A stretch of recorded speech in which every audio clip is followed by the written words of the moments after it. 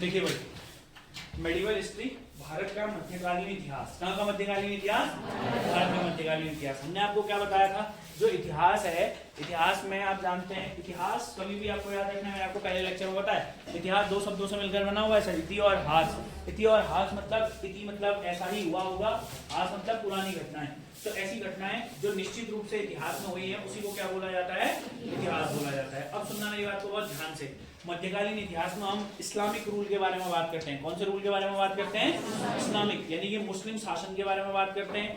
मुस्लिम शासन की जब हम इस्लामिक रूल, इस्लाम जो हमारे पास मेडिवल हिस्ट्री होती है, जो उसमें हम लोग इस्लामिक रूल के बारे में बात करते हैं, तो आपको दो चार चीजें यहाँ पर से बहुत अच्छे समझनी है। हमने सबसे पहले इस्लाम धर्म के बारे में बात करी। इस्लाम धर्म के बाद जो बात कर रहे हैं, वो हम बात कर रहे हैं भारत पर हुए मुस्लिम आक्रमण। क्या बात कर रहे हैं? भारत में हुए मुस्लिम आक्रमण। सुनते जाना भाई, भारत में हुए मुस्लिम आक्रमण। तो मुस्लिम आक्रमणों के अंतर्गत हम बस दो आक्रमण पढ़ते हैं, दो क्षेत्रों से आक्रमण पढ़ते हैं, व्यक्ति तीन थे, इसको समझना भाई। अब पूरा फोकस डर की ओर। अगर तुम ना, मैं बोलता हूँ क्लास में अगर ध्यान से बस सुन तक लोगे ना, मोर देन सफिशिएंट हो जाता है। यही समझ में आ रहा है ना? तो सुनने की क्षमता अच्छी रखो, चीजें याद होना स्टार्ट हो जाएंगी। और एक बार सुन दिया, जैसे मान लो, मैं फिर बोलता हूँ, एक बार सुनोगे, रिवाइज नहीं करोगे तो थोड़े दिनों बाद दिमाग से निकल जाएगा। तो एक बार सुन लिया है ना, चाहे आप वीडियो 2 दिन बाद देखो, 1 दिन बाद देखो, जैसे आज ये पढ़ लिया है, यहाँ पर को नोट्स बना लिए, बहुत बढ़िया है। नहीं बनाए तो कल वीडियो देख लो, है ना। अब जो तुम्हें सही लगता है, जैसे तुम्हें पढ़ना सही लगता है, बाकी वो तुम अपने आप डिसाइड कर लो, बट रिवीजन करते रहना भाई। हाँ, अरब अटैक, अरब आक्रमण। अरब आक्रमण में हमने मोहम्मद बिन कासिम का आक्रमण पढ़ा था। किसका आक्रमण पढ़ा था? मोहम्मद बिन कासिम। अब बिल्कुल ध्यान समझना, अरब आक्रमण में हमने पढ़ा था मोहम्मद बिन कासिम का आक्रमण। फिर हमने बात करी थी तुर्क आक्रमण के बारे में। कौन सा आक्रमण के बारे में बात करी थी? तुर्क आक्रमण के बारे में हमने बात करी थी। तुर्क अटैक के बारे में बात करी थी। तुर्क अटैक में हमने दो लोगों के आक्रमणों के बारे में बात करी थी। पहला हमने बात करी थी गजनवी, किसके अटैक के बारे में बात करी थी? और कल हमने गौरी के अटैक के बारे में बात करी थी। किसका अटैक के बारे में बात करी थी? गौरी, मोहम्मद गौरी के आक्रमण पढ़ रहे थे। अब एक बार मैं हल्का सा आप लोगों को मोहम्मद गौरी के आक्रमण रिवाइज करवा देता हूँ, फिर हम थोड़ा सा मोहम्मद गौरी से आज आगे की ओर बात करने वाले हैं। ठीक है लोग? अगर आप लोग, एक और चीज, हाँ, मैंने आप लोगों को कल भी बोला हुआ था, मैं आप लोगों को अभी भी बोल देता हूँ, जिन लोगों ने, जो लोगों ने ऐप डाउनलोड नहीं किया भाई, क्लास के अंतर्गत ही अभी अगर हो सके तो आप ऐप वगैरह डाउनलोड कर लेना। ऐप डाउनलोड करने के बाद आपको सारे लेक्चर्स वहीं मिलेंगे डेट वाइज, ठीक है, जिनसे बैच स्टार्ट हुआ है, तो उसको आप लोग अवेल कर लेना। ठीक है, फिलहाल देखिएगा आगे। हम लोग गौरी के आक्रमणों के बारे में बात कर रहे थे। अब मैं मोहम्मद गौरी को थोड़ा सा स्टार्टिंग से हल्का सा एक बार रिवाइज करवा रहा हूँ। Attacks of Mohammad Gauri.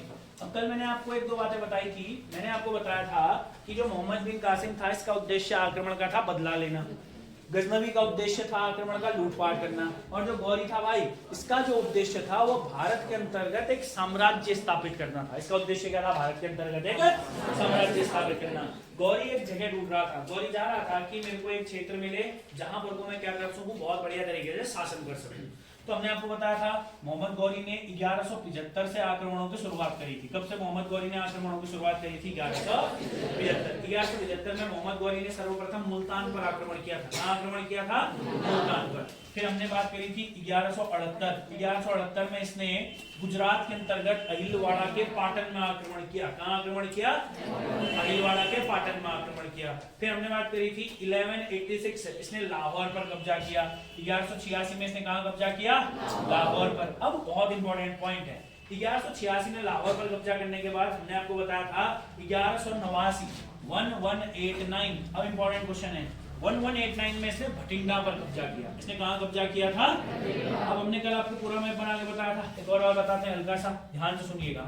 हाँ, इसने 1189 के समथिंग भटिंडा पर कब्जा किया, जो वर्तमान समय के अंतर्गत अगर हम देखेंगे तो पंजाब के अंतर्गत अवस्थित है। कहां अवस्थित है? पंजाब के अंतर्गत क्या है? अवस्थित है। भटिंडा वाला जो क्षेत्र होता है वो पंजाब में। कहां है सर? पंजाब में। देखिए, अगर आप भारत की स्थिति को देखेंगे तो आप एक बात जानते हैं, यहाँ पर कुछ तरीके से ये वाला जो पार्ट है हमारे पास, ये गुजरात है, ये वाला जो पूरा मैंने बनाया ये पूरा गुजरात वाला पोर्शन हो जाता है। इससे ऊपर को जैसे ही आप जाएंगे आ जाएगा राजस्थान वाला क्षेत्र, और जैसे आप यहाँ जाएंगे तो ये आ जाएगा पंजाब वाला क्षेत्र। ठीक है, ये कौन सा वाला क्षेत्र आ जाएगा? पंजाब। मैं सिंपल लिख देता हूँ पीबी, पंजाब वाला क्षेत्र। ये पंजाब है हमारा। ये कौन सा वाला क्षेत्र है हमारा? पंजाब वाला क्षेत्र है। तो ये सारे आक्रमण तो ठीक ही है, कोई दिक्कत नहीं है। 1175 में इसने, अच्छा यहाँ पर कोई इस तरीके से आ जाएगा हमारा सिंध, यहाँ पर कोई पाकिस्तान वाला क्षेत्र आ गया। कौन सा क्षेत्र आ गया? तो जो इसने सबसे पहला आक्रमण किया 1175 में, वो यही किया था, मुल्तान पर। कहाँ किया था? मुल्तान पर आक्रमण किया था। अब एक चीज को यहाँ पर से अच्छे तरीके से समझ लेना। फिर जो इसने 1168 में दूसरा आक्रमण किया था, यह कहां से किया? ये 1168 में इसने अहिलवाड़ा गुजरात के अंतर्गत पाटन, गुजरात के अंतर्गत कहां? पाटन। ध्यान समझना, ये आदमी पहले यहाँ गया, असफल हो गया। फिर ये व्यक्ति इधर ही से आया, इधर ये गुजरात के अंतर्गत, मगर गुजरात में यहाँ पर कोई खतरनाक रूलर था, भीम द्वितीय। कौन था? भीम द्वितीय। तो जब गौरी गुजरात के अंदर आया ना, उसके बाद पता चला यहाँ तो भीम है, बल गड़बड़ हो गई यहाँ के, है ना। तो यहाँ से गौरी बिना भीम से युद्ध करे भागा ऊपर को, समझना, राजस्थान को। कहाँ को भागा गौरी? राजस्थान को। भीम को पता चला ये तो मेरे आया रवल, मेरे को मान्य है, अब भाग रवल। भीम भी लगा इसके पीछे पीछे, ये है ना भीम द्वितीय। और भीम द्वितीय और ये गौरी, ये गौरी ये भीम, ठीक हो गया। गौरी और भीम द्वितीय के बीच में राजस्थान में ही एक युद्ध होता है, कहां पर को? माउंट आबू में। कहां होता है? माउंट आबू में, जिसमें भीम, याद रखना है, भीम किसको पराजित कर देता है? मोहम्मद गौरी, और गौरी को हरा देता है, गौरी को बख्श देता है। गौरी यहाँ से भाग जाता है वापस। समझ आया मैंने क्या बोला? गौरी गया, ठीक हो गया। मगर गौरी बोल आज से नहीं करूंगा, बोलता आज कभी आक्रमण नहीं करूंगा तुम्हारे यहाँ।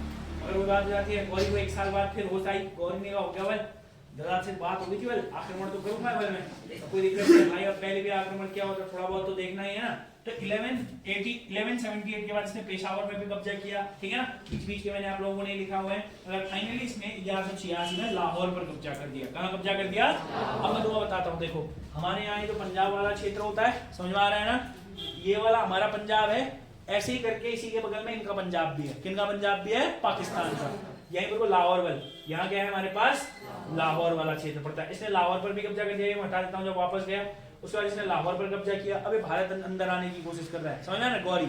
इन चीजों को आप लोगों को बस समझना है कि क्या था इसमें। एक ही हमारे लिए इंपॉर्टेंट है, ये वाला गुजरात पर आक्रमण, और पहला ये था मुल्तान के यहाँ पर आक्रमण। तो ये भी हल्का सा इंपॉर्टेंट हो जाता है। अब सुनो बहुत अच्छे तरीके से जो हमने आपको बताया है, बहुत ध्यान से। कल हम सब बात कर चुके हैं, हाँ कल बस बता चुके हैं, आज हल्का सा रिवाइज करा रहे। गौरी को आज खत्म करके दिल्ली सल्तनत की नींव डालेंगे, ठीक है। हाँ फिर दिल्ली सल्तनत को आगे बढ़ाएंगे। तो इसने भटिंडा वगैरह क्षेत्र पर कब्जा किया। अब आपको एक बात याद रखनी है, जो राजस्थान है, राजस्थान के यहाँ अजमेर वाले क्षेत्र में, ध्यान से सुनना, चलो मैं आपको पूरा बताता हूँ, लगभग मैप वाला क्षेत्र, ध्यान से समझिएगा। है देखिए यहाँ पर को फिर अपना उत्तराखंड, ये वाला यूपी है। यूपी के अंतर्गत यहाँ पर वो एक क्षेत्र आता है कन्नौज। कौन सा क्षेत्र आता है? कन्नौज, ठीक है। और आपको एक और बात बतानी चाहिए, ये यहाँ पर कोई दिल्ली, यहाँ पर को क्या है? ये दिल्ली, ये है अजमेर। अजमेर और दिल्ली के अंतर्गत जो शासन कर रहा था वो था पृथ्वीराज चौहान। पृथ्वीराज चौहान, यहाँ पृथ्वीराज चौहान शासन कर रहा था, ठीक है। कन्नौज में शासन कर रहा था जयचंद। कौन शासन कर रहा था? जयचंद। कौन शासन कर रहा था? जयचंद। पृथ्वीराज चौहान कहाँ शासन कर रहा था? हाँ दिल्ली और अजमेर वाले क्षेत्र में। क्लियर हो गया ना? अब ध्यान से सुनना भाई, अब क्या होता है, इतना सिनेरियो सबके समझ में आया, इतने में किसी को कोई डाउट नहीं है? अगर कोई डाउट है तो पूछ लो भाई। अगर कुछ ऐसा लग रहा है कि सर ये कहाँ से आया, ये कहाँ से आया, कोई भी डाउट है तो बता दीजिए। अब आपको एक बात पता है, यहाँ पर को लाहौर पे कब्जा किया इसने 1806 में। 89 में इसने पंजाब के भटिंडा में, ये पंजाब में आ गया, यहाँ कहाँ गया है? भटिंडा। ये पंजाब से अंदर आया। और यहाँ पर को कौन है हमारे पास? अभी तो पास में हो गया, वैसे तो दूरी हुआ। यहाँ पर को पृथ्वीराज चौहान है। पृथ्वीराज चौहान को जैसे ही पता चला कि सेनाएं आगे, पृथ्वीराज चौहान ने भी अपनी सेनाएं मोड़ी ऊपर की ओर। समझ में आ रहा है ना? और याद रखेंगे 1191 में इतिहास का एक फेमस युद्ध होता है जिसे हम बोलते हैं तराइन का प्रथम युद्ध, first battle of Tarain. Tarain का प्रथम युद्ध, मैं भी शॉर्ट में लिख रहा हूँ, है ना, तराइन का प्रथम युद्ध। अब कल हमने आपको बताया था जो तराइन नामक स्थान है ये कहाँ है? हमारे हरियाणा में। कहाँ है तराइन? हरियाणा में। तो आप मुझे बताएंगे तराइन का प्रथम युद्ध किस किस के बीच में हुआ? पृथ्वीराज चौहान और मोहम्मद गौरी। पृथ्वीराज चौहान और मोहम्मद गौरी। अब फिर तुमको कल याद ही मैंने बताया था, है ना, ये जो पृथ्वीराज चौहान था नरगी टाइप का, तो क्या ही कहूँ मैं इसको, ठीक ही था वैसे तो, है ना, बर्बाद हो गया मगर बेचारा, हाँ है ना। तो ये पृथ्वीराज चौहान था भाई। पृथ्वीराज चौहान थोड़ा सा, जब पृथ्वीराज चौहान जीत गया तराइन के पहले युद्ध में, पृथ्वीराज चौहान जीत गया, मोहम्मद गौरी हार गया। फिर उसके बाद मोहम्मद गौरी को बहुत गुस्सा आ गया पृथ्वीराज चौहान को देख के, हरा दिया इसने मेरे को, है ना। तो फिर वही होता भाई, दोस्त का दोस्त दोस्त, दोस्त का दो दुश्मन दोस्त। अगर कोई व्यक्ति है, दुश्मन का जो दुश्मन होगा वो तीसरे आदमी का क्या होगा रे? दोस्त होगा। अब तुम्हें बताता हूँ, तुम शॉर्ट में सुनो भाई, जो कल नहीं थे। जो पृथ्वीराज चौहान था, बगल में जयचंद है, जयचंद की एक बेटी थी बल, क्या नाम था उसका? नाम देखो कैसे याद है, और नाम होते तो कभी याद नहीं होते। सुचित्रा वीणा, देखो तो जयचंद की एक बेटी थी सुचित्रा वीणा। सुचित्रा वीणा को भगा ले गया पृथ्वीराज चौहान। कौन भगा ले गया? हाँ, यहीं से बात बिगड़ गई थी भाई। पृथ्वीराज चौहान जैसे सुचित्रा वीणा को भगा ले गया, अब ये बात जब जयचंद को पता तो चली गई होगी, है ना? तो जयचंद को जब ये बात पता चली तो ये बात पता चल गई गौरी को भी। किसको भी पता चल गई? गौरी को पता चला कि भाई अपना जयचंद बल थोड़ा सा सदमे में है ना? तो गौरी जा मिला जयचंद से। गौरी किससे जा मिला? और फिर गौरी बोला अब आभर पृथ्वीराज चौहान तू अगले साल। समझा मैंने क्या कहा? ये दोनों वर्ड से याद रखना, कदापि बहुत इंपॉर्टेंट है, ठीक है? गौरी से बोला अगले साल अब आएगा एक तू। 1192 में क्या होता है फिर? Second battle of Tarain. वहीं मिलना बल जहाँ पहले मिला था, है ना? बोलता ना वहीं मिलना बल जहाँ तूने मेरे गर्दन में तलवार रखी थी, मतलब मैं तेरे गर्दन में रखूंगा तो तलवार, है ना? तो तराइन का द्वितीय युद्ध कब हुआ? 1192। और तराइन का द्वितीय युद्ध भी किस किस के बीच में होगा? पृथ्वीराज चौहान और मोहम्मद गौरी। मगर एक बात को समझना, ये जो मोहम्मद गौरी था, गौरी के साथ कौन था इस बार? जयचंद। ये अच्छा पॉइंट है। ये किसके साथ कौन था? जयचंद। ये जो पृथ्वीराज चौहान था, पृथ्वीराज चौहान इस युद्ध में हार गया, मोहम्मद गौरी और जयचंद जीत गए। समझ में आया इतना आप लोगों को? क्योंकि इनके पास दो सेनाएं थी, स्थानीय सेना का साथ भी था जयचंद की सेना का। तो ये लोग क्या हो गए भैया? जीत गए। हमारा पृथ्वीराज चौहान क्या हो गया? समझ? इसमें बहुत सारी कहानियां हैं। पृथ्वीराज चौहान का एक लेखक था भाई, पृथ्वीराज चौहान का एक कौन था? चंद्रप्रदायी था उसका नाम भाई का। क्या नाम था? चंद्रप्रदायी। चंद्रप्रदायी ने किताब लिखी पृथ्वीराज रासो। कौन सी किताब लिखी? पृथ्वीराज पृथ्वीराज रासो। वो क्या लिखता बताऊं मैं तुम्हें? वो लिखता बल ना, जब मोहम्मद गौरी ने हराया बल, जब मोहम्मद गौरी ने हराया तो मोहम्मद गौरी पृथ्वीराज चौहान और मेरे को मतलब मेरे को नहीं, चंद्रप्रदायी को। किसको? चंद्रप्रदायी को। पृथ्वीराज चौहान और चंद्रप्रदायी दोनों को ले गया बल अपने साथ अपने गांव जहाँ पे होगा उसका, हमें क्या मतलब, उसके गांव ले गया बल। गांव ले जाके क्या लिखता पता तुम्हें? चंद्रप्रदायी लिखता है गौरी को पता चला बल मैं विद्वान आदमी हूँ, मैं एक लेखक आदमी हूँ। उसने मेरे को छोड़ दिया बल। उसने कहा मेरे से तू मेरा दरबारी कवि बन जा। और पृथ्वीराज चौहान को कैद किया बल, है ना? खतरनाक कारागार में डाला पृथ्वीराज चौहान को। और एक दिन बल पृथ्वीराज चौहान जब बुलाया बल उसको राजा के सामने, पृथ्वीराज चौहान बिल्कुल आंखें ऊंची करके देखा था बल गौरी को। गौरी ने कहा बल तेरा ये दुस्साहस, आंखें नीचे कर बल, है ना? किससे कहा होगा ऐसा? पृथ्वीराज चौहान ने कहा राजपूत बल चौहान में नाम है। नितिन भी हंस रहा होगा पीछे, चौहान ना कहा गया चौहान? हाँ देख मुस्कुरा भी रहा है ना? चल देखो, पृथ्वीराज चौहान ने कहा भाई राजपूत आदमी है मैं, है ना? मैं नहीं करेगा नीचे। उसने कहा तेरा ये दुस्साहस, तो जब सेनापति निकाल लो इसकी आंखें, है ना? तो चंद्रप्रदायी लिखता है कि जब वो वहां था बल, तो ध्यान से सुन, तो तुम अपनी कहानी सुनाओ तो मजा आ जाएगा। देखो तो चंद्रप्रदायी लिखता है कि पृथ्वीराज चौहान, मोहम्मद गौरी द्वारा पृथ्वीराज चौहान की दोनों आंखें निकाल ली गई। समझ? जल्दी लौट आई बल आंखों में। उसके बाद क्या बल नहीं करेगा और आंखें नीचे, अब पता बल है देख बल नीचे पड़ी तेरी आंखें दिख रही है बल तेरे को, थोड़ा सा दिख रही है हमारी बल है। तो खतरनाक सी स्टोरी है। उसके बाद है मजेदार चीज, उसके बाद जो है ना अपना चंद्रप्रदायी लिखता है, उसके बाद उसको जेल में डाल दे, मरा नहीं वाला चौहान भाई कैसे मरेगा। उसके बाद एक दिन की बात है बल, वो मोहम्मद गौरी के गांव में खतरनाक प्रतियोगिता हो रही थी बल, तीरंदाजी की, इधर उधर बहुत प्रतियोगिताएं हो रही थी बल।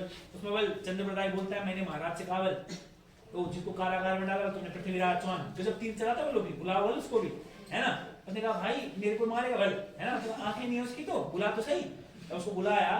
चंद्रप्रदायी कहता है मैंने बताया बोल उसको कैसे सुल्तान बैठा था ऊपर, तुमने मूवी देखी? साउथ की मूवी नहीं होती तुमने, रुद्रमा देवी मूवी देखी तुमने?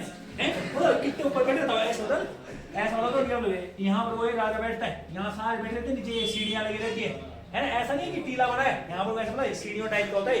समझ में क्या कह रहा हूँ? ऐसा बल यहाँ बैठा था मोहम्मद गौरी। कौन बैठा था यहाँ?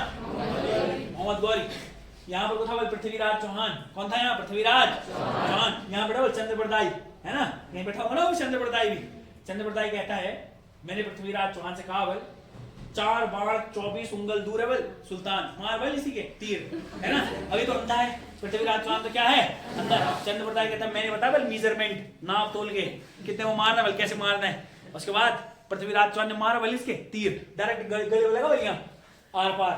समझ? मगर फर्जी कहानी है, ध्यान से सुनो, है ना?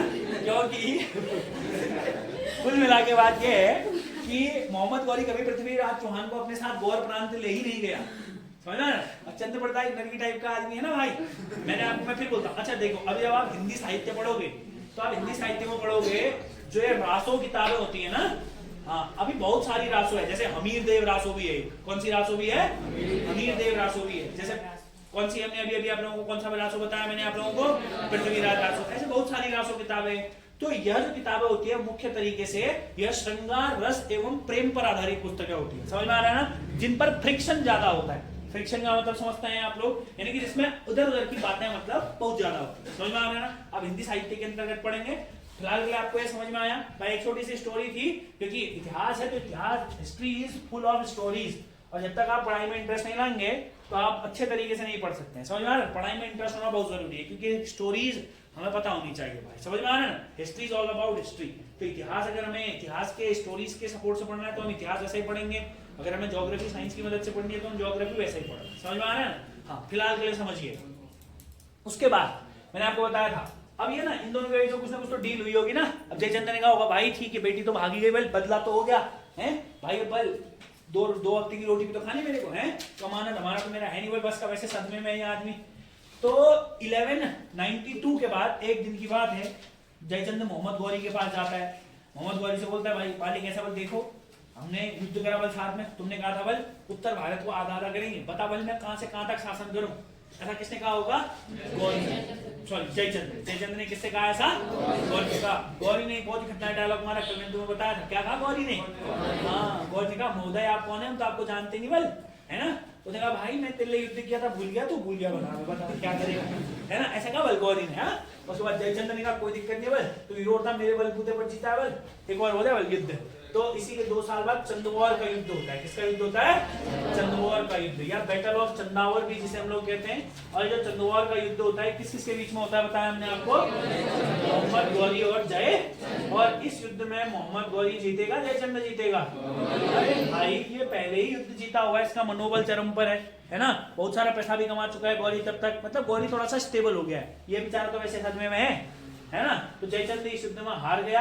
और मैंने अभी यहाँ पर को मैप बनाया था और मैंने आपको बताया था उत्तर भारत में यही 2 शासक थे, एक चौहान वंश और दूसरा हमारे पास कन्नौज के अंतर्गत। जब ये दोनों के दोनों राजा हार गए तो संपूर्ण उत्तर भारत में किसका शासन हो गया? हमारे पास मोहम्मद गौरी का शासन हो गया। फिर बोले किसका शासन हो गया? मोहम्मद। सेट अगेन किसका शासन हो गया? मोहम्मद। अब मेरी बात को ध्यान से सुनना, 2-3 बढ़िया से क्वेश्चन जो यहाँ पर से आप लोगों को बनते हैं, समझ में आ रहा है ना? मेरी बात को बहुत ध्यान सुनना, ये थोड़े से बढ़िया से क्वेश्चन है जो मैं आप लोगों को बता रहा हूँ, ठीक है ना? हम यहाँ पर कोई इन चीजों को नोट करके थोड़ा सा लिखेंगे जो आप लोगों के पेपर के लिए थोड़ा सा ज्यादा इंपॉर्टेंट है, ठीक है दोस्त? अब बहुत अच्छे तरीके से समझना, देखो ये पॉइंट ज्यादा इंपॉर्टेंट है, इन सारे पॉइंट्स को हम नोट करके ही लिखेंगे क्योंकि ये कहानी थी एक बहुत बढ़िया सी, है ना? ये सारी चीजें आपस में रिलेटेबल है। अब हम नोट करके 2-4 पॉइंटों को लिखेंगे जो आपको याद रखना है। अगर हम नोट करके 2-3 पॉइंटों को लिखेंगे, मोहम्मद गौरी से जो इंपॉर्टेंट क्वेश्चन बनते हैं सुनते हैं, ठीक है? सबसे पहला इंपॉर्टेंट चीज, जब इसने तराइन का दूसरा युद्ध लड़ा था तो आपको याद रखना है एक बहुत ही इंपॉर्टेंट व्यक्ति भारत आए थे इसी के साथ, जिनका नाम था ख्वाजा मोइनुद्दीन चिश्ती। कौन थे? ख्वाजा मोइनुद्दीन।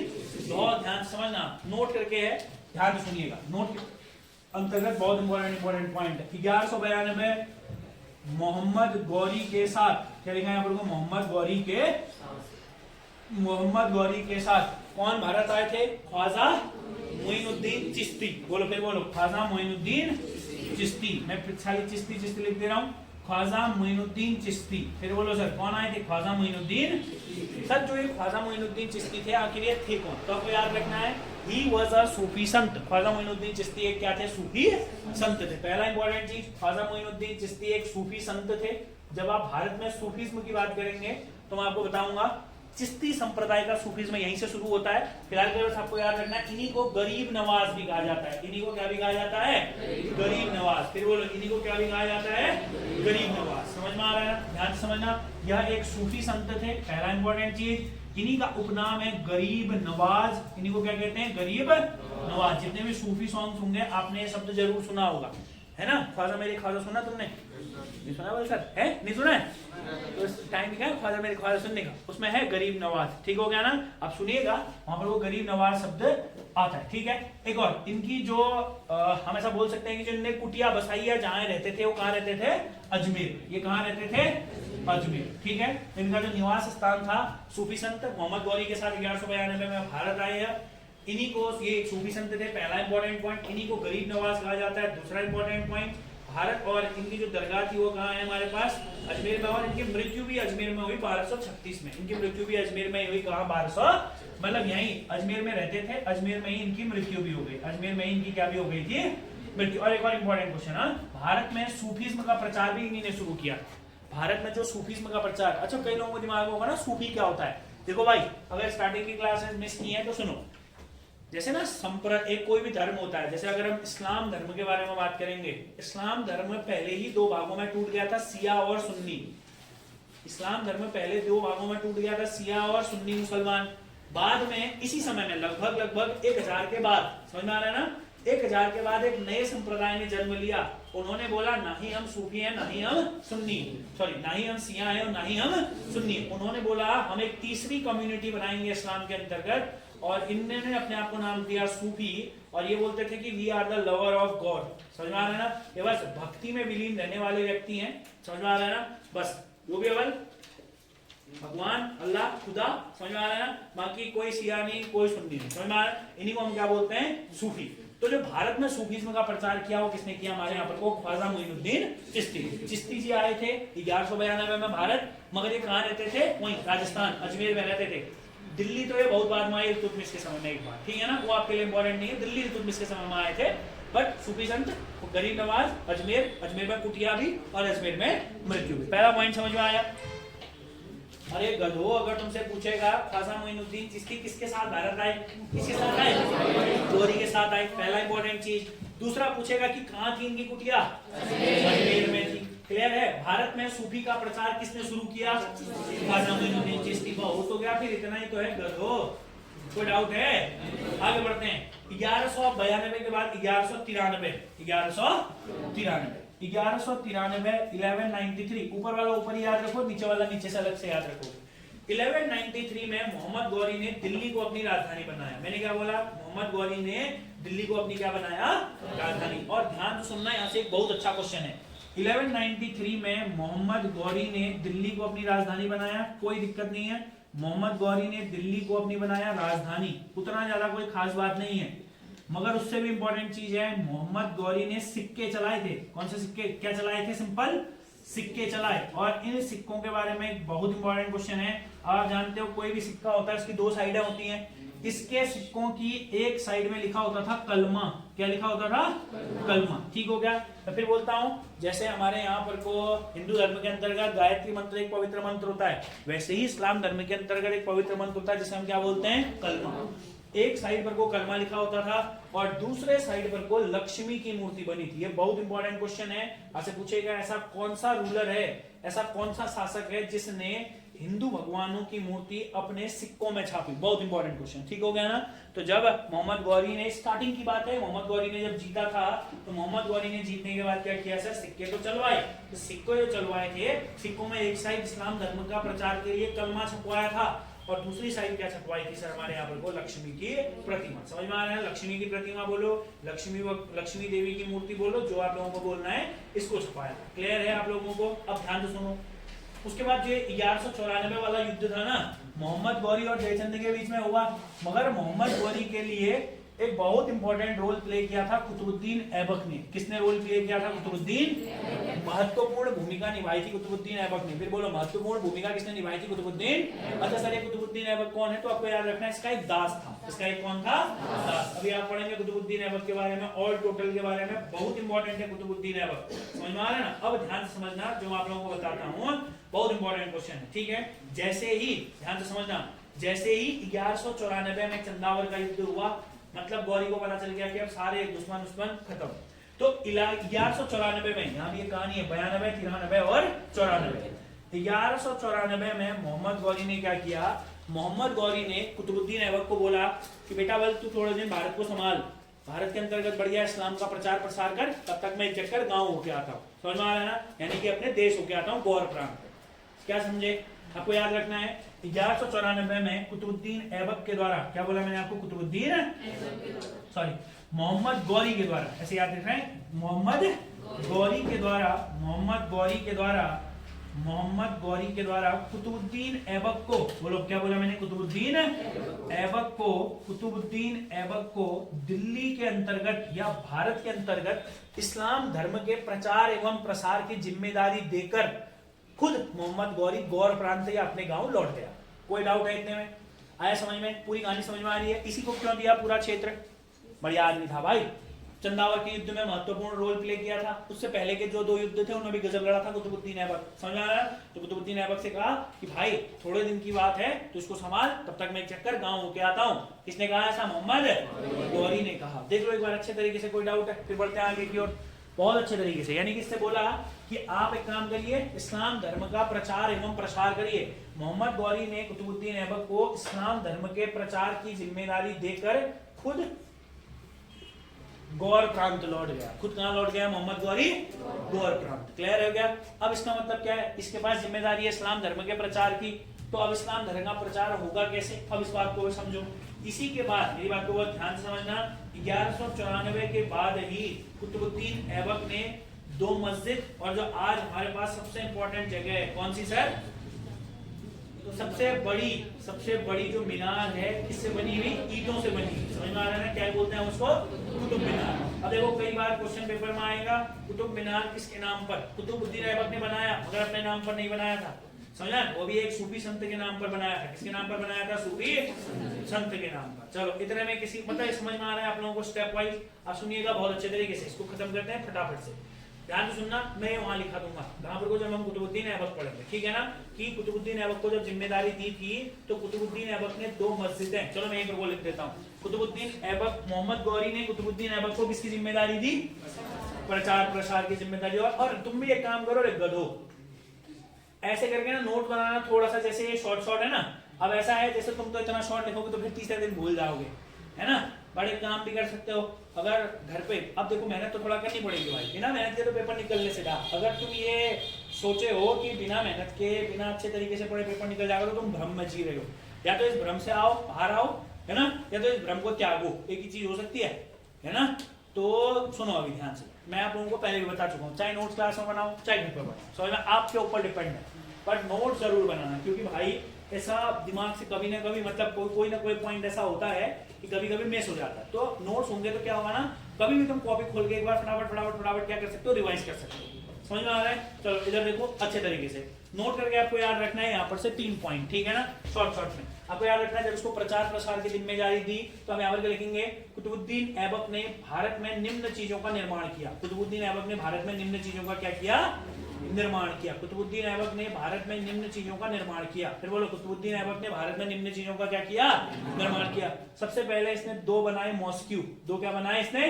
मॉस्क्यू, जिसे हम बोलते हैं मस्जिद। 2 क्या बनाई इसने? मस्जिद। और आपको याद रखना है 2 मस्जिदें, एक बनाई थी हमारे यहाँ अजमेर में। कहाँ बनाई थी?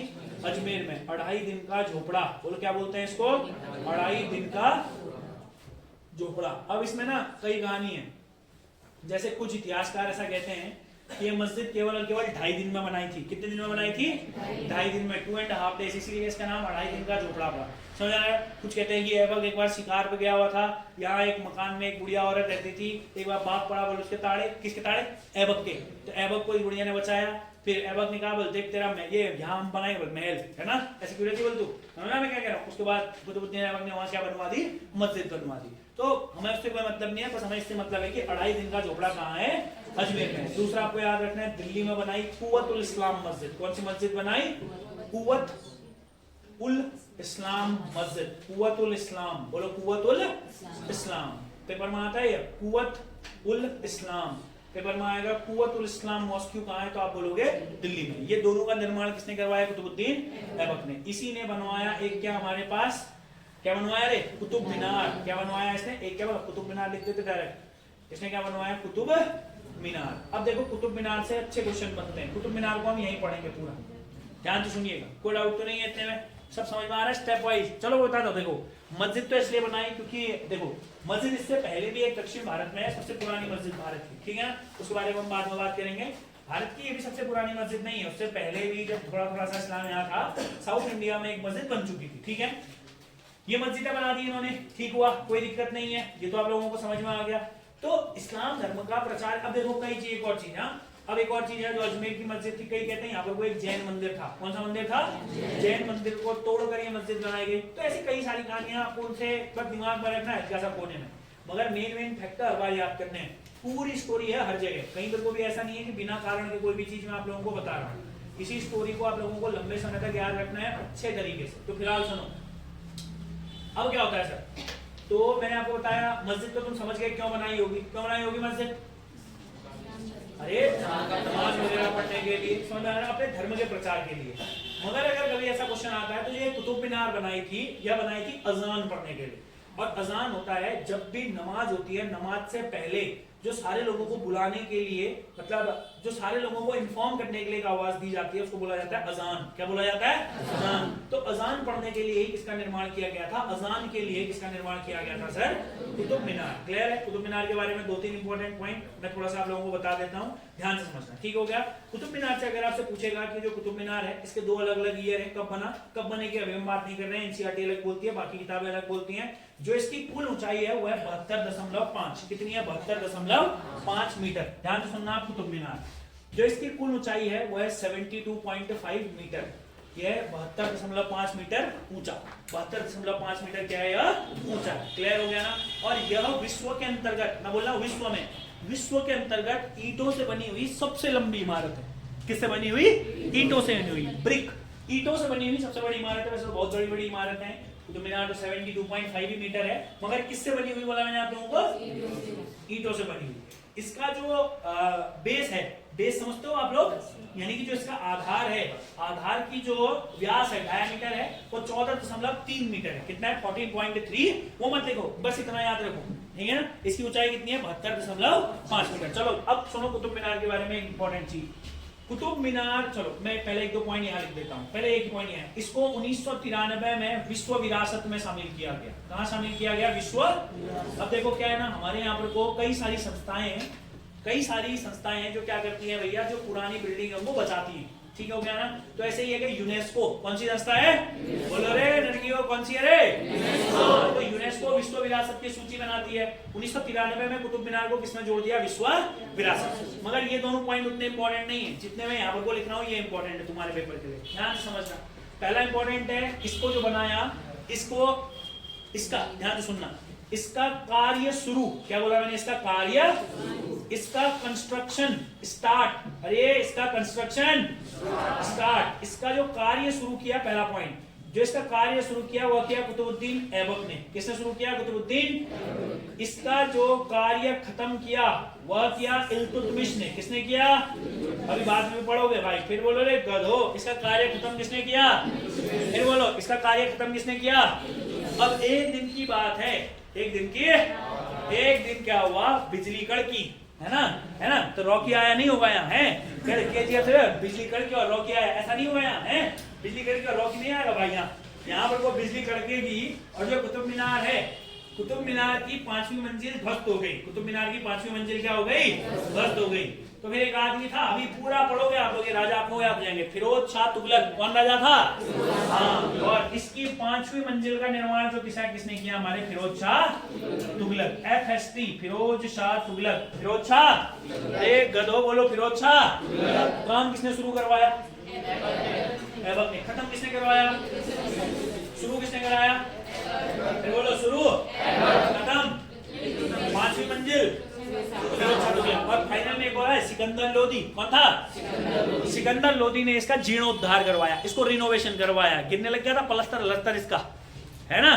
फिर से पेंटेड बढ़िया चकाचक किसने बनवाया? सिकंदर लोदी। तो ये बहुत अच्छे क्वेश्चन है। आपसे एक ही क्वेश्चन पूछेगा, निम्नलिखित में से कौन सा शासक कुतुब मीनार से संबंधित नहीं है? तो याद रखना, सबसे पहले ऐबक है, फिर इल्तुतमिश है, फिर फिरोज शाह तुगलक है, और फिर तीसरे नंबर पर कौन है? सिकंदर लोदी। जीर्णोद्धार, रिनोवेशन किसने करवाया? सिकंदर लोदी। अरे बोलो रे, कौन लोदी? सिकंदर लोदी। तो आपको ये याद रखने, बोलो ऐबक, बोलो इल्तुतमिश, फिरोज शाह तुगलक, सिकंदर लोदी। क्लियर है? पक्का? ऐबक, इल्तुतमिश, FST, फिरोज शाह तुगलक और सिकंदर लोदी। ठीक है भाई? चलो अब एक और पॉइंट, जो कुतुब मीनार बनाया था, ये बनाया था एक सूफी संत थे, ख्वाजा बख्तियार काकी। कौन थे? ख्वाजा बख्तियार काकी, वो दिमाग में रखो बस। मतलब इतना याद रखना, कुतुब मीनार कुतुबुद्दीन ऐबक ने अपने नाम पर नहीं बनाया। चलो अब बढ़ते हैं आगे की ओर, ठीक है। तो आपको फिर बोलता हूं मैं, कुतुबुद्दीन बख्तियार काकी। बोलो कुतुबुद्दीन बख्तियार, कुतुबुद्दीन बख्तियार, फिर बोलो रे गधो, कुतुबुद्दीन बख्तियार, कुतुबुद्दीन बख्तियार, कुतुबुद्दीन बख्तियार काकी। क्लियर है दोस्त, कोई डाउट तो नहीं है? कुतुबुद्दीन बख्तियार काकी नाम के एक सूफी संत थे जिनको कुतुबुद्दीन ऐबक बहुत मानता था। कुतुबुद्दीन ऐबक ने उन्हीं के नाम पर कुतुब मीनार का नाम रखा। खत्म? क्लियर? कुतुब मीनार समझ में आया? चलो आगे की कहानी बढ़े। अरे बढ़े, याद है इतना? तो बताओ, तराइन का पहला युद्ध 91, द्वितीय युद्ध चंदावर का युद्ध वाला खत्म। फिर भाई एक दिन की बात थी, गौरी ने सबको हराया। गौरी बोला अब मैं चलता हूँ गाँव। गौरी चल दिया कहाँ? गाँव। गौरी ने कहा, किससे कहा? ऐबक से कहा, भाई ऐसा बोल, इस्लाम धर्म का प्रचार प्रसार करना बढ़िया है ना, मगर उससे पहले 93 में गौरी ने प्रचार प्रसार के लिए सिक्के चलाए। मगर सिक्कों में एक साइड क्या था? कलमा, तो दूसरे साइड लक्ष्मी जी की मूर्ति थी। ठीक हो गया, चलो सिक्के हो गए खत्म। 1194 में जैसे ही किसको, हमारे कुतुबुद्दीन ऐबक को जिम्मेदारी मिली, तो कुतुबुद्दीन ऐबक ने क्या काम किया सर? कुतुबुद्दीन ऐबक ने एक बहुत इंपॉर्टेंट काम किया। क्या किया सर? 2 मस्जिदें बनवाई और एक क्या बनाया? कुतुब मीनार। मतलब जो कुतुब मीनार थी भैया, उसमें 4 राजा हैं। कितने राजा हैं? 4। ऐबक, इल्तुतमिश, फिरोज शाह तुगलक, सिकंदर लोधी। क्लियर है? 71.5 मीटर उसकी क्या है? हाइट है। किसकी हाइट है? और विश्व विरासत में कब जोड़ा? 1993। 1993 में वर्ल्ड हेरिटेज साइट में जोड़ दिया किसको? हमारे कुतुब मीनार को। अब ध्यान से समझना, एक बार की बात है, हमारा ऐसा कहते हैं बीच में वापस आ गया था हमारा कौन? गौरी। तो वापस नहीं गया, डजंट मैटर। तुम एक बात सुनो, एक बार की बात है, वापस आ रहा था, है ना। वापस आते आते इसको दिल्ली के समीप फिर से कुछ लोगों ने पकड़ लिया। कुछ लोग बोलते हैं जाट थे, कुछ कोई बोलते हैं, कुल मिलाकर इसको पकड़ लिया और उस पर आक्रमण हो गया गौरी पर। गौरी पर क्या हो गया? और गौरी बेचारा 1205 में फिर आक्रमण हो गया, कई जख्मी हो गया, है ना। तो कुतुबुद्दीन ऐबक का भी एक दास था इल्तुतमिश, अभी पढ़ोगे। तो कुतुबुद्दीन ऐबक ने अपने दास से बोला, भाई इसको जा गांव पहुंचाया तू, ये यहाँ रहने लायक नहीं है। और उसकी 1205, 1206, कुछ लोग 6 बोलते हैं, आप मेनली 1205 याद रखेंगे। 1205 में गौरी की मृत्यु हो गई। 1205 में गौरी की क्या हो गई? अब बहुत अच्छा ध्यान से समझना, जैसे ही गौरी बेचारा निपट गया, जैसे ही गौरी की मृत्यु हुई, अब सवाल ये उठा कि भैया गौरी का इतना बड़ा साम्राज्य, क्योंकि गौरी का इधर को भी, भारत के इधर को भी पूरा साम्राज्य गौरी का ही था, पाकिस्तान वाला से, क्योंकि उधर ही से तो जीतते हुए आ रहा था। आ रहा था कि नहीं आ रहा था? हाँ, उधर से जीतते हुए आ रहा था। अब मेन बात है, गौरी तो निपट गया। अब गौरी के निपट जाने के बाद गौरी का इतना बड़ा साम्राज्य कौन संभालेगा? अब आपको एक बात बताता हूँ, पुराने समय के जितने भी राजा होते थे, वो सबसे ज्यादा जो भरोसा रखते थे वो करते थे अपने दासों में। किसमें करते थे अपना भरोसा? दासों में। उनके सबसे भरोसेमंद व्यक्ति होते थे उनके दास। और वो लोग बाद में क्या करते थे? अपनी पुत्रियों का विवाह अपने दासों से करवाते थे। समझ में आ रहा है ना? क्योंकि दास इन से ऐसा वाला नहीं भाई, दास मतलब ऐसा थोड़ी है कि मतलब लोग काम वाम करेंगे घर का इधर उधर, नहीं। दास मतलब वो उसका सबसे वफादार आदमी होगा। जैसे मैंने यहाँ बोला कुतुबुद्दीन ऐबक को इसने बाजार से खरीदा था वहां। ऐसा कहते कुतुबुद्दीन ऐबक की बहुत इंपॉर्टेंट कहानी है। एक बात बताओ, कुतुबुद्दीन ऐबक जो था बोलना, कुतुबुद्दीन ऐबक की कहानी सुनो चलो तुम 2 मिनट। कुतुबुद्दीन ऐबक जो था, जिस घर में पैदा हुआ, ऐसा कहते हैं कुतुबुद्दीन, ये खाली मान्यताएं, कुतुबुद्दीन ऐबक के घर वाले बहुत गरीब थे, तो उसको वहीं बाजार में किसी बेच दिया, दासों के बाजार में बेच दिया। ऐसा कहते हैं कुतुबुद्दीन ऐबक को सबसे पहले जो खरीदने वाला व्यक्ति था वो एक काजी था। वो एक कौन था? काजी व्यक्ति था। काजी व्यक्ति आप समझते हैं इस्लाम धर्म के अंतर्गत जो पूजा पाठ करते हैं उनको क्या बोलते हैं? काजी। तो सबसे कुतुबुद्दीन ऐबक की कहानी है। ठीक हो गया ना? ध्यान से सुनना, मैं आपको बस एक हल्की सी स्टोरी बता रहा हूँ, क्योंकि थोड़ी देर में हम कुतुबुद्दीन ऐबक की पढ़ेंगे। ठीक है ना? वही कुतुबुद्दीन ऐबक ने दिल्ली सल्तनत की स्थापना करी। कुतुबुद्दीन ऐबक को सबसे पहले काजी ने खरीदा। अब काजी व्यक्ति है भैया, पूजा पाठ वाला व्यक्ति है, तो काजी ने ऐसा कहते हैं कुतुबुद्दीन ऐबक को बहुत अच्छे तरीके से कुरान का अध्ययन करना सिखाया।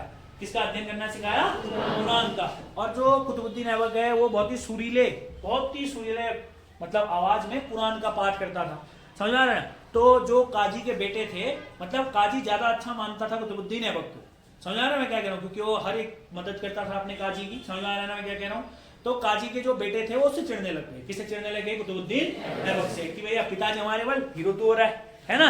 तो जैसे ही काजी की मृत्यु हुई तो उस काजी के बेटों ने कुतुबुद्दीन ऐबक को फिर से दास बाजार में ले जाकर के बेच दिया।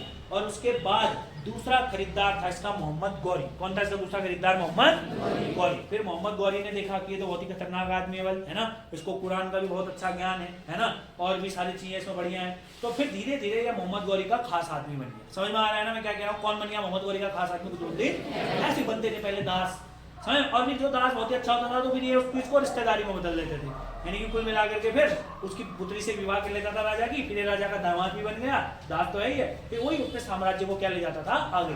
मगर जो गौरी था ना, कई इतिहासकार एक चीज लिखते भाई, जब गौरी आया था बोला या गौरी अपने साथ 1000 दासों को लाया था। गौरी अपने साथ हजारों दासों को लेकर आया, मगर जो इसके बहुत ही खास दास थे, आप लोगों को याद रखना है, वो 4 ही थे। इसके जो खास दास थे, 4 भी नहीं बोलूंगा मैं, 3, क्योंकि चौथा जो था वो सेनापति था।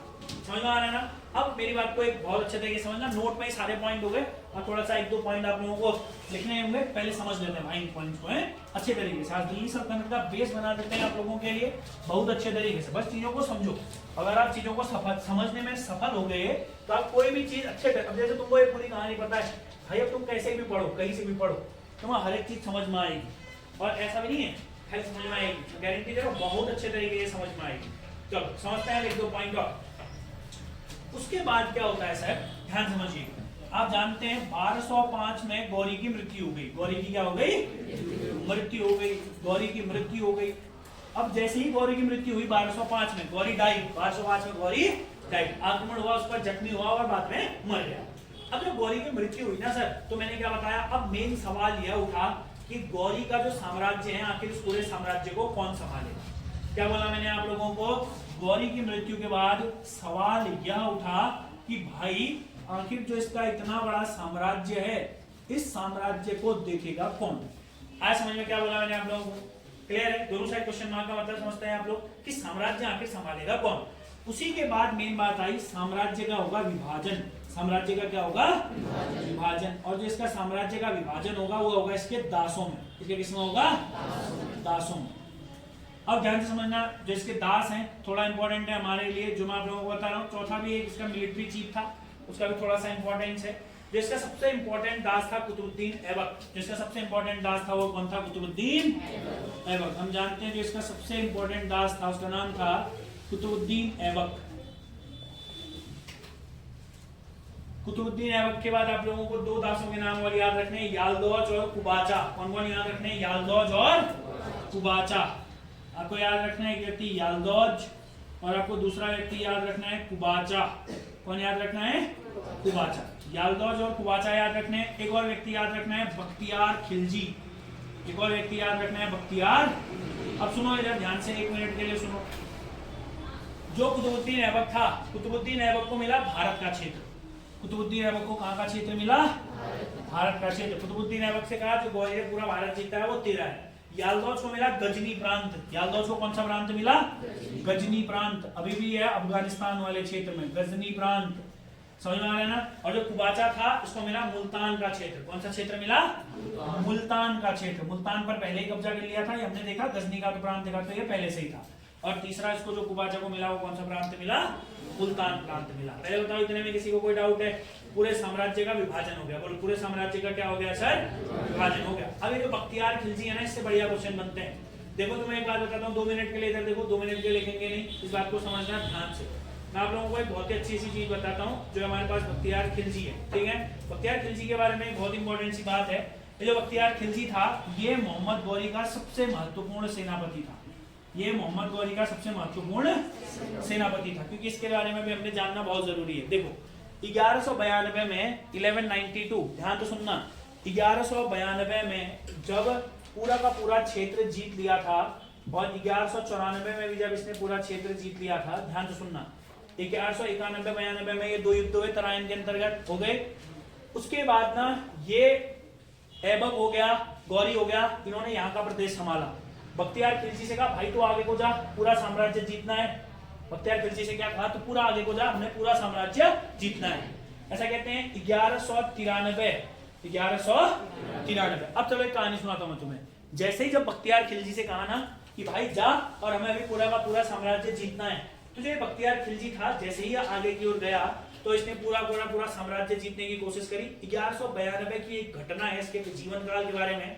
ऐसा कहते हैं 1192 के युद्ध के बाद ये बहुत खतरनाक तरीके से घायल हो गया था। 1192 के बाद ये क्या हो गया था, ये क्यों इंपॉर्टेंट है तुम सुनना। 1192 के बाद ये घायल हो गया था।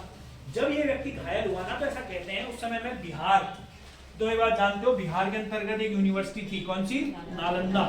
कौन सा विश्वविद्यालय था, नालंदा विश्वविद्यालय था।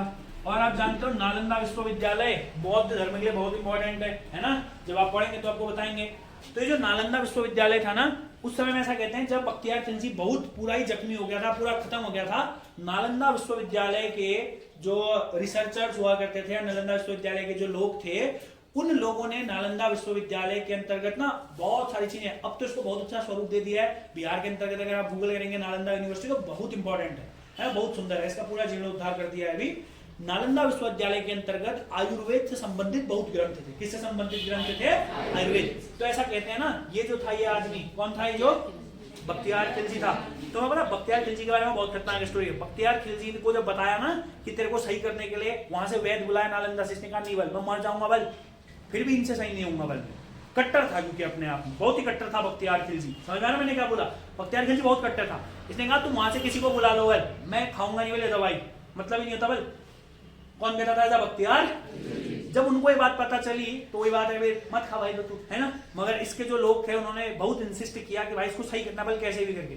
उसका तुमको पता है नालंदा विश्वविद्यालय के कुछ लोगों द्वारा वहां के जब पूरे रिसर्च पेपर्स को पढ़ के उन्होंने एक ऐसी दवाई बनाई, उससे कहा बल इसको ठगा बल बख्तियार खिलजी को, इससे कहा बल एक काम कर बल, ये कुरान है बल, कुरान को अपने तकिए के नीचे रख के सो, है ना, और उसी में सारी दवाइयां वगैरह जड़ी बूटी जितना भी होता है सब उसी में, उसी से ठीक हो गया बख्तियार खिलजी।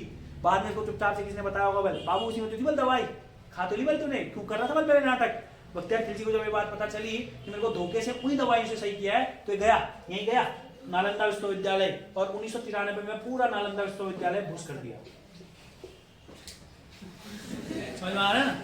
तो इसीलिए इंपॉर्टेंट है, आपसे क्वेश्चन पूछेगा निम्नलिखित में से गौरी का ऐसा कौन सा सेनापति था जिसने नालंदा विश्वविद्यालय को डिस्ट्रॉय किया, जिसने नालंदा विश्वविद्यालय को भूस किया। तो आपको याद रखना है बख्तियार खिलजी सेनापति था जिसने नालंदा विश्वविद्यालय, नालंदा यूनिवर्सिटी को क्या किया सर, नालंदा यूनिवर्सिटी को डिस्ट्रॉय करने वाला कौन था, बख्तियार खिलजी। 1993 कब किया इसने कुछ, 1993 कह रहा हूं मैं, 1193 कब किया, 1193। चलो भाई आपको यह समझ में आया।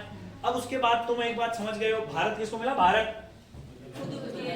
कुतुबुद्दीन ऐबक। और याद रखना है कुतुबुद्दीन ऐबक ही भारत के अंतर्गत दिल्ली सल्तनत की स्थापना करेगा। किसकी स्थापना करेगा, दिल्ली सल्तनत। बताइए आपको समझ में आया। अब हमारा पहला चरण कंप्लीट हुआ आक्रमण वाला। अब हम जो इसमें स्टार्ट करेंगे वो कहां से स्टार्ट करेंगे, दिल्ली सल्तनत, फिर दिल्ली सल्तनत और फिर मुगल और फिर ये खत्म। ठीक है, कोई डाउट है, अगर कुछ पूछना तो पूछो। है पता ऐसा ज्यादा कोई खास नाम ऐसा कोई खास था नहीं, है ना, बस सिक्के याद। ठीक है, अब जैसे क्या होता है हर बार, जैसे जब बाबर आएगा, है ना, तो वो चला था काबुली सिक्के, है ना, तो हर किसी का ऐसा नाम मतलब अप्रोप्रिएट नहीं। ठीक है, हाँ, जैसे हमने पढ़ा था अरबों ने तो दिरहम सिक्के चलाए थे। हाँ, चलो और कोई डाउट है किसी को, कुछ पूछना है। अरे तुम लोगों को समझ में आ रहा है भाई, मतलब चीजें याद हो रही नहीं हो रही है। देखो भाई हमारा बिल्कुल पढ़ने का यही सटीक तरीका रहेगा। ठीक है, धीरे धीरे से थोड़ा थोड़ा सा स्पीड इंक्रीज करेंगे भाई, बट मेन बात है कि आप घर जाके कितना पढ़ रहे हैं कि डिपेंड करेगा। हाँ, तो घर जाके थोड़ा सा पढ़ो और इन वीडियोस को देखो घर जाके। ठीक है, चलो फिलहाल के लिए आज के लिए इतना ही, मिलते हैं कल सुबह 7 बजे। चलो।